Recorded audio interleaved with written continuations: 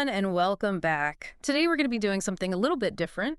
We're going to be looking at a recent SocialWick podcast episode all about TikTok. Okay. But this is really going to be relevant even if you don't use TikTok personally or for your business. Right. Because what we're going to be looking at today is how optimizing your TikTok bio can help you understand core online marketing strategies no matter what online platform you're using. Yeah. You're so right. When I was listening to that episode, the thing that really stood out to me was how much emphasis they put on the TikTok bio. Yeah. Like they called it prime real estate. Yeah. And it got me thinking, like, why? It's this tiny little space.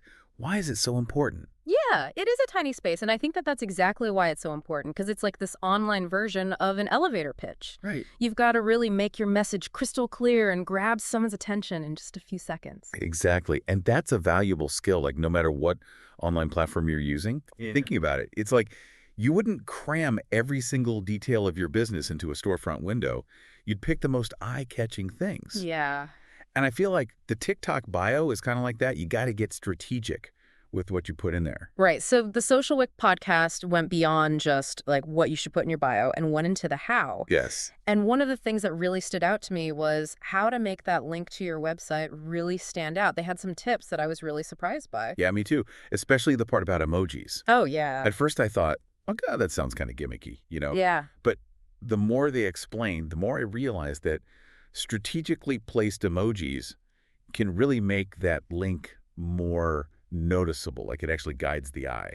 Well, that's interesting. So it's kind of like using visual cues to lead people where you want them to go. Exactly. Like those arrows and signs you see in a well-designed store. Mm-hmm. I like that. Yeah. And they gave a couple of good examples, too, about how to do that with emojis. Like for a photographer, for example, they might use a camera emoji and a scenic landscape emoji and create a visual story. Yeah, and for a bakery, maybe a string of like delicious-looking emojis, Right, sure. to really entice those sweet tooths out there. Definitely, yeah. So speaking of specifics, the SocialWick podcast also pointed out that you might have to take a slightly different approach depending on whether you're using a personal account or a business account. Yeah. What were your thoughts on that?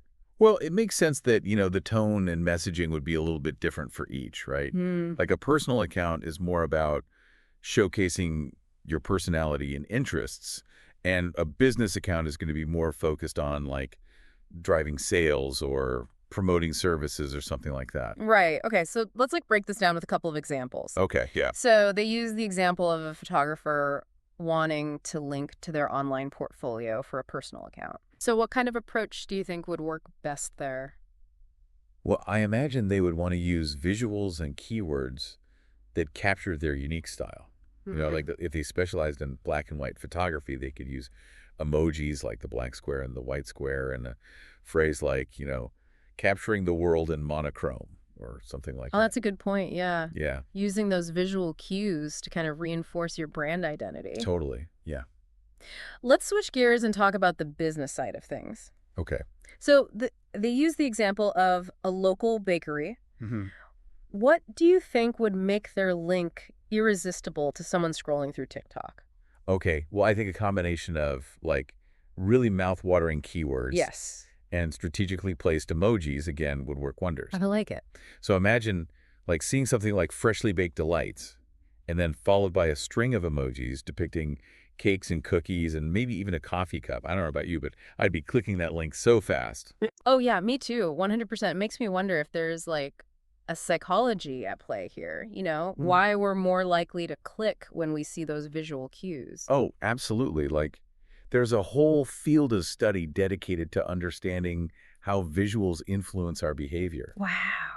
And especially online, where attention spans are so short, right, those visual cues can be so crucial. Yeah, this is where the things start to get really interesting for me, because it's not just about slapping a link in your bio. It's about understanding like why people click. Yes. How to design your bio to maximize those clicks. Exactly. You got it. And the SocialWick podcast actually called these their extra tips. Okay. And I have to say, those are the ones that really stuck with me. Well, I can't wait to hear more, and I bet our listeners are feeling the same way. Yeah. But before we dive into those extra tips, let's take a quick pause for a word from our sponsors. Sounds good. And we'll be right back to unlock the secrets of crafting those compelling calls to action and turning those casual scrolls into valuable clicks. Love it. And we are back, ready to dive into those extra tips you were saying. Yes, absolutely. The ones that really stuck with me from that episode. Awesome. Yeah. Um, let's start with calls to action.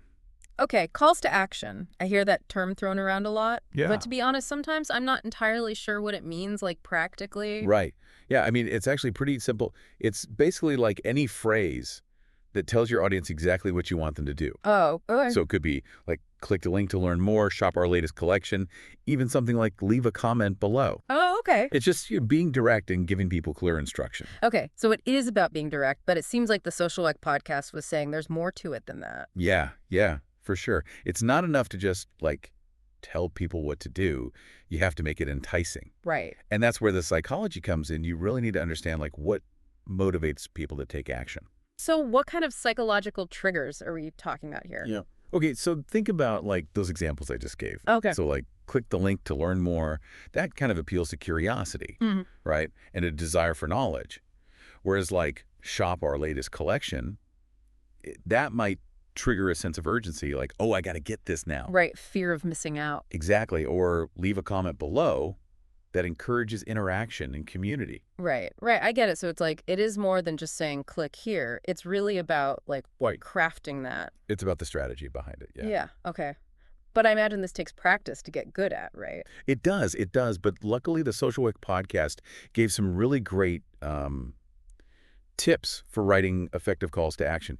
And one that I thought was really simple but effective was to use strong verbs Okay. that inspire action. Oh, okay. So instead of saying learn more, you can say discover the secrets or unlock your potential. Oh, I like that. It's way more engaging. Yeah. Yeah, it is. It's so much more intriguing. Yeah. And it really ties back to that whole psychology thing, right? Totally. It's all about tapping into those underlying desires and emotions that drive our behavior. Yeah, this makes me think about all the times I've seen calls to action that just fall flat.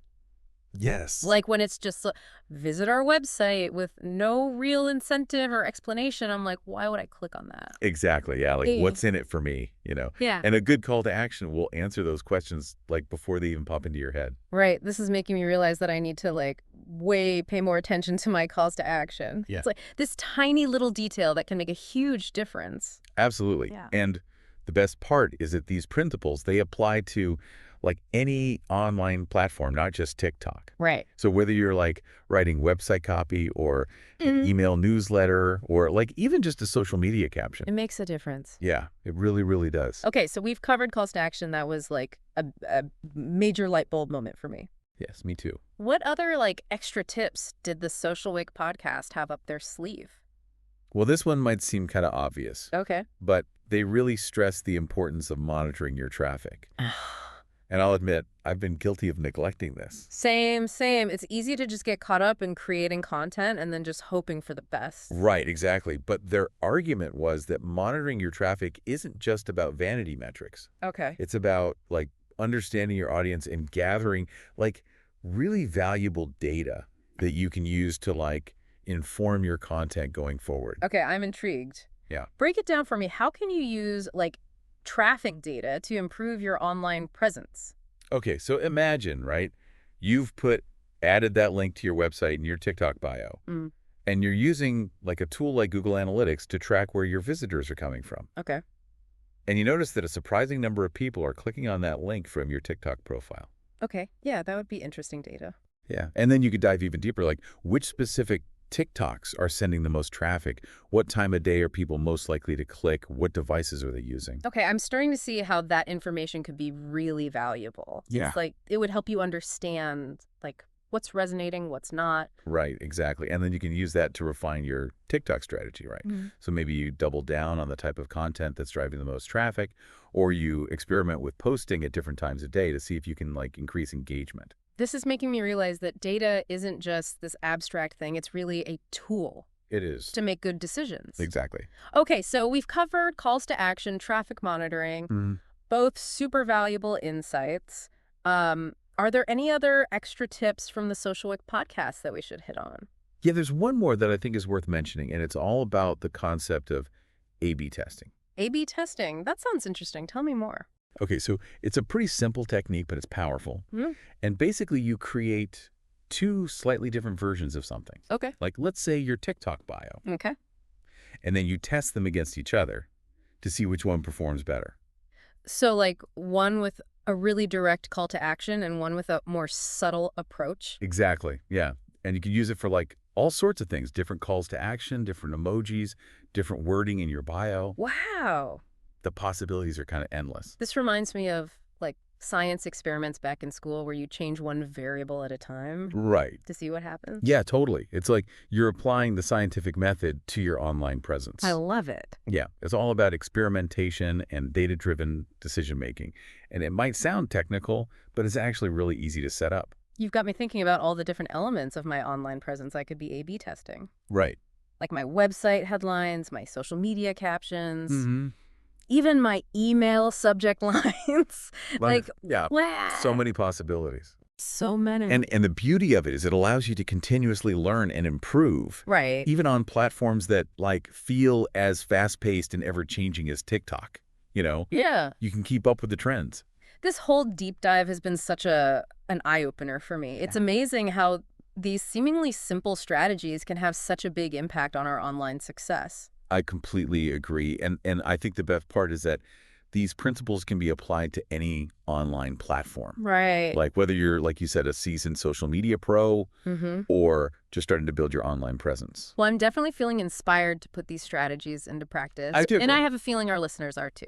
Yeah. But before we wrap up, we have one last segment where we'll leave you with a thought-provoking question to ponder. Ooh, I like it. As you continue your journey in the digital world, stay tuned.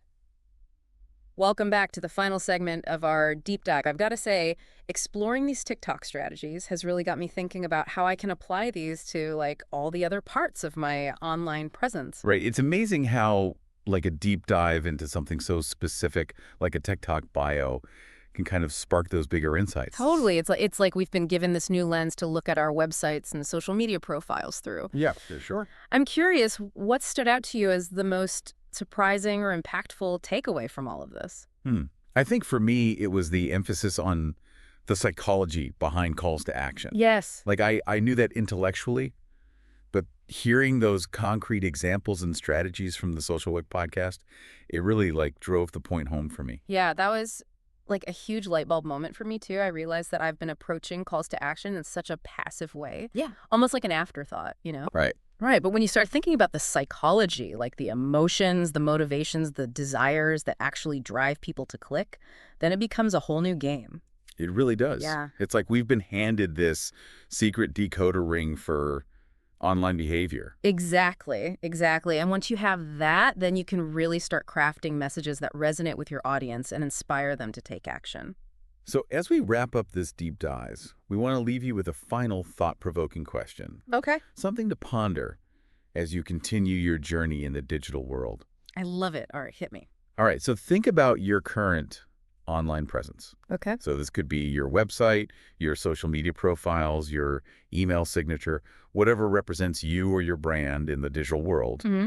What one element could benefit from a TikTok-inspired makeover? Ooh, that's a good one. Right. Yeah. It's making me think about all those little details I've been overlooking. Like, could I revamp my website's call to action to be more enticing? Yeah. Could I add a touch of visual flair to my social media bios? Totally, yeah. With some strategically placed emojis. Exactly. The possibilities are endless. And the key is to take those TikTok-inspired insights, Right. the concise messaging, the power of visuals, understanding those psychological triggers, Yes.